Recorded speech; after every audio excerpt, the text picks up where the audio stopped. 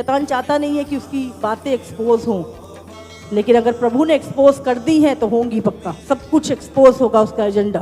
तैयार रहिए, दर्शन की बातें, स्वप्न की बातें और आत्मा की बातों को सुनने के लिए रेडी रहो।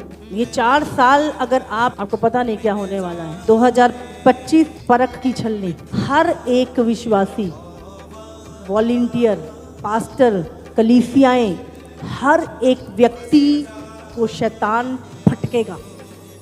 जैसे यीशु को बोला था ना, हाँ, कि शैतान ने तुमको मुझसे मांग लिया है ताकि वो तुम्हें गेहूं के समान फटके। और 2026 666 जो रेडी हो चुका है पूरे विश्व में, छोटा बड़ा, अमीर गरीब, ऊंच नीच, जैसे आधार कार्ड बने ना तुम्हारे, सेम ऐसा ही होने वाला है सबके साथ। अभी कुछ लोग हैं जिनके पास है वो, लेकिन उस समय कंपलसरी हर एक व्यक्ति को। और वही समय होगा जब एंटी क्राइस्ट प्रकट होगा, बहुत जल्द।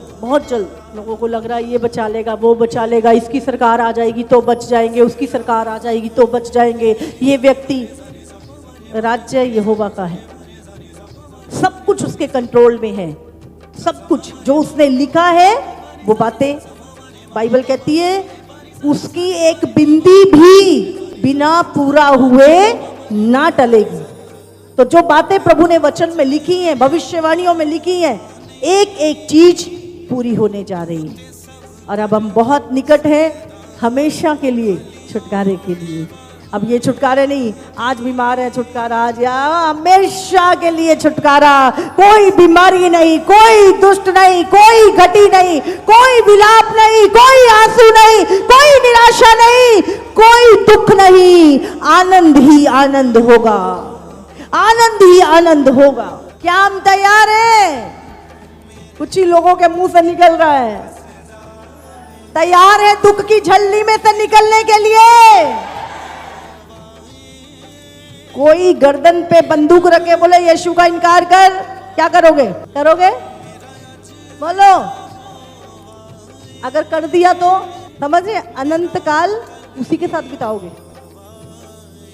ये तो 1 मिनट का खेल होगा, पर वो अनंत काल आग की झील जो है ना, वो सड़ाएगी, वो रोज मरोगे। इसीलिए चिंता नहीं, आएगी दुख की परीक्षा। छोड़ दे यीशु को, नहीं मैं तुझे छोड़ दूंगा। आपके घर वालों की ओर से भी आएगी, तुझे कुछ नहीं मिलेगा, यीशु को छोड़। तुम्हारे घर के लोग तुम्हारा विरोध करेंगे, तुम्हारे घर के लोग तुम्हें सताएंगे। तुम्हें लग रहा था ये तो मसीह था, ये तो मेरा दोस्त था, वही तुम्हें पकड़वाएंगे, जेलों में डालेंगे, बहुत कुछ होने वाला है। 2025 कलीसिया की परख का साल होगा। इनकार मत करना, इनकार मत करना। हर दुख को झेल लेना, पर यीशु का इनकार मत करना। उसके बाद कोई दुख तुम पे कभी ना पड़ेगा। ये आखिरी परख होगी, आखिरी परख, आखिरी पॉलिश, आखिरी सेक। जब तुम आत्मा की बातों पे मन लगाओगे, रोज आत्मा की बातें, दर्शन की बातों को सुनोगे, तुम स्थिर होगे। नहीं तो शैतान क्या करेगा? शरीर की बातों पे मन लगाएगा, आंखों की बातों पे मन लगाएगा। तुम फिर अपने उन दुष्टों के ऊपर मन लगाओगे जो तुम्हें यीशु से दूर कर रहे हैं, जो तुम्हारे अंदर शारीरिक अभिलाषाएं पैदा कर रहे हैं। फिर तुम्हारे कान उधर लगेंगे, अगर तुम्हारे कान सही जगह नहीं लगे तो। इब्राहिम की मृत्यु तक, मरने से पहले तक प्रभु ने बोला सबको बता क्या क्या करना है। उसके जब प्राण छोड़े तो बाइबल में लिखा है वो अपने लोगों में जा मिला। इसहाक मरने से पहले अपने पुत्रों को आशीर्वाद दिया उन्होंने, और लिखा है वो अपने लोगों में जा मिला। याकूब के विषय में लिखा है मूसा की मृत्यु तक यहोवा वहां खड़ा था और वो भी अपने लोगों में जा मिला। मनुष्य मरता नहीं है, मनुष्य जाता है कहीं। परमेश्वर आपको मरने नहीं देगा। मैं आपको बोल रही हूं, जब तक परमेश्वर ना चाहे आपको कोई मार नहीं सकता, जब तक परमेश्वर ना चाहे। और जब परमेश्वर ने आपको बुला लिया, कोई आपको रोक नहीं सकता। इसीलिए डर निकाल दो अपनी जिंदगी से, निकाल दो डर कि तुम्हें भूख मार देगी, तुम्हें ठंड मार देगी, तुम्हें गर्मी मार देगी, तुम्हें संसार मार देगा, तुम्हें लोग मार देंगे। निकाल दो डर, फ्यूचर की चिंता, हर चीज की चिंता निकाल दो। प्रभु का जीवन तुम्हारे अंदर है जिसको कोई डिस्ट्रॉय नहीं कर सकता, कभी नहीं कर सकता। जब संसार में थे तब प्रभु ने संभाला, अब तो है ही प्रभु की गोद में। हालेलुया। तो परिस्थितियां तुम्हारे अनुकूल होंगी ऐसा कहीं नहीं लिखा, परिस्थितियां तुम्हारे अकॉर्डिंग चलेंगी या कहीं नहीं लिखा। जब यीशु इस धरती पर था तो क्या परिस्थितियां उसके अनुकूल थी? लोग उसके अनुकूल थे? जब चेले यीशु के पीछे चलने वाले, सरकारें उसके अनुकूल थी, राजा उसके अनुकूल था, लेकिन स्वर्ग उनके साथ था। तो भूल जाओ कि संसार, सरकारें, लोग, राजा, इस संसार का कुछ सिस्टम कुछ भी तुम्हारा साथ देगा, कुछ तुम्हारा साथ नहीं देगा। तुम्हारा साथ अगर कोई देगा तो वो तुम्हारा बनाने वाला यहोवा परमेश्वर है।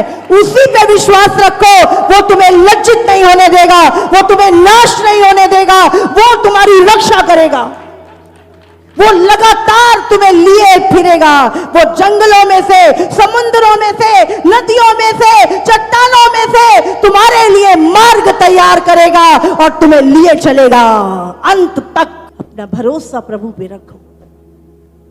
आज पता है हम क्या होते हैं, हमारे साथ बैठा संसार का बंदा होता है, हम उससे बातें कर रहे होते हैं, उसकी बातें हम पे प्रभाव डाल रही होती है और हम उसके प्रभाव में आके अपना दिमाग चलाना लगते हैं। तू स्वर्ग का, वो संसार का, तेरा इफेक्ट इस पे डलना चाहिए, इसका इफेक्ट तुझ पे नहीं डलना चाहिए। यही प्रॉब्लम हो रही है कलीसिया में।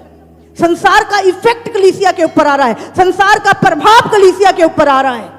हम संसार के फ्रेम में फिट होने की कोशिश कर रहे हैं जबकि हम संसार के हैं ही नहीं।